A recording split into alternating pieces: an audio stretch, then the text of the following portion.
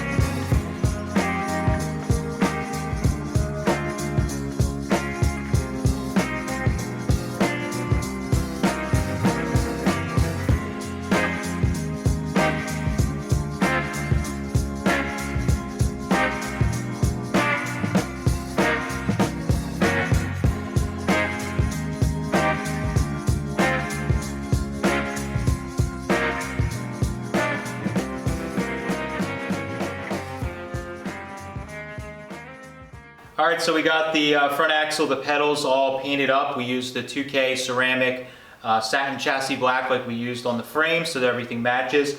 This is actually the axle that we mocked the car up with. I'm still working on sanding and polishing the other axle, and it's going to take quite a while. And we're trying to get this car together. For any of you guys that aren't up to speed, we are going to debut the car at Viva East, which is in Massachusetts. Mike's going to drop the info right here because I don't know off the top of my head, but it's in July, and we're going to take the car there, and that's the first time we're going to have it out, and we're running into some crunch time because it's basically a little over a month away. So To save some time, I'm going to throw this axle together. There's nothing wrong with it, it's just the other one is a little older and neat for me, but it's going to do the job just fine. So we're going to throw this on, got the pedals all painted. What we're going to work on is getting this front axle together, get the frame down as a roller, and then we're going to put the pedals on. I got the master cylinder and some of the brake parts, so we're going to start working on plumbing the brake lines, doing all that stuff. I know a couple of you guys mentioned that in the comments that you would like to see about running the brake lines and everything, so we will definitely document some of that. And we're moving forward. The body's also going to upholstery